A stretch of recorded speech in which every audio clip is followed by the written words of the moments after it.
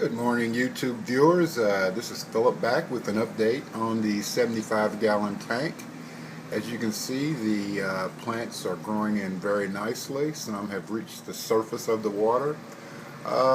There's a few things that I'm not particularly satisfied with, and they were primarily due to my negligence.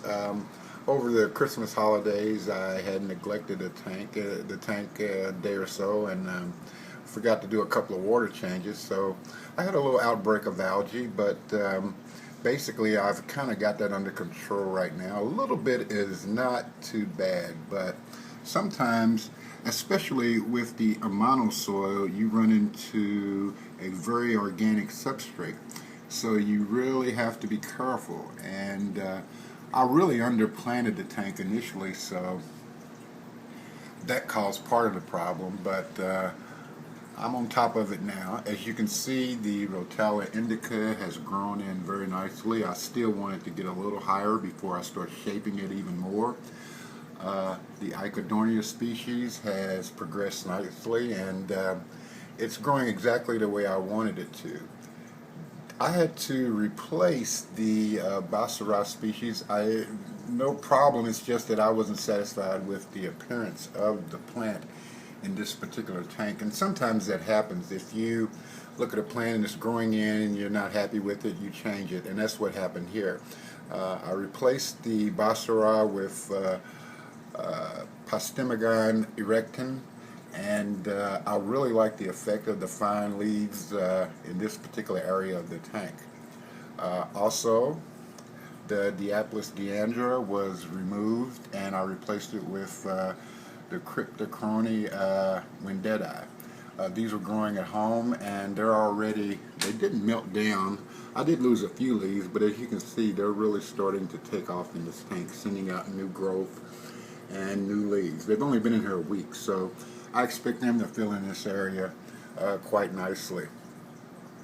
I've added Hygrophila augustifolia. You see a stem there. It grows very quickly, very easy plant. But I had to increase the absorption of nutrients in the tank, so I added a few fast-growing plants, as well as I've trimmed back some of the others to increase to try to absorb a lot of the nutrients. The Incadoris here, which I was concerned about, is really growing out. It sent out another shoot, and there's also another one and right there. So it's growing nicely. I was a little concerned about it. I've also added Sagittaria species, Nana. They call it the eelgrass. I wanted the effect in the tank. I've planted it in this corner as well as in the back. And if you notice, the current in the tank causes the leaves to flow along the current. Okay. Oh, that is one of my Peruvian angels. As you can see, it's a beautiful fish. These are wild. I've added two. I have a couple more at home I'm going to bring in, but they're beautiful fish. The dwarf baby tears I added, the HC. The reason is that it came in, I ordered it for a nano tank, and it came in unpotted, and I usually don't like it when it's not potted. So, and this is an experiment I'm trying with it. This was a suggestion I saw on YouTube. I believe it was Joseph's Aquarium, where he mentioned that he used a rock to place on top of the HC, and that's the way he got it to grow. Well, normally I'd rather plant it in plugs, but since that's the way it came in, that's what I'll go with. And actually, glossostigma and HC grow quite well together once they're established, so there won't be any issue there. But as I said, this is a 30-day update of the tank. The next update will be in 45 days. And I just wanted to give you a glimpse of the tank and how it's progressing. And as you can see, it's grown in quite nicely. To appreciate the growth in this tank, you would really have to look at the first video. And you could really see the difference in growth. For example, the Amania gracilis was simply a small green plant. There you see the beginnings of it.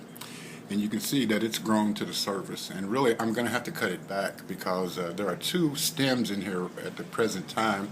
So I'm going to cut it back and make a small grove of the. It's a beautiful plant. It gets red and it's absolutely beautiful.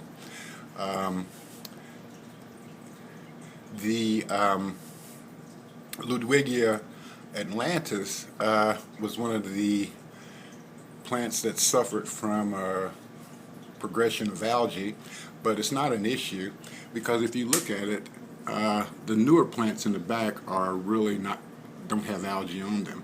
Rather than cut those stems out, what I'm going to do is they're growing little shoots on the side, so I'm going to eventually cut them back because they are at the surface anyway, so they would have had to be cut back. But I'm going to cut them back and replant them and to make that area bushier. It's a beautiful plant when you see it naturally. I've also had to step up the water changes. I'm at 30 gallons a week now. I do it in 2 increments, 15 gallons each.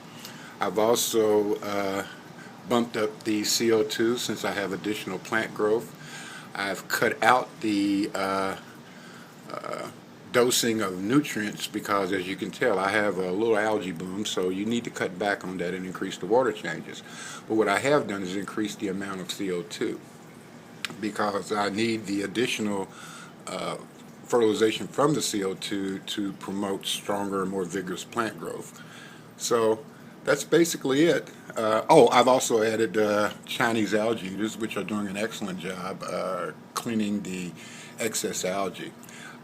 It didn't occur to me that, or at least I didn't think of it right away, that the algae on the sides and back of the tank were serving as a smorgasbord for the Chinese algae eaters, so they weren't eating the algae off the plants.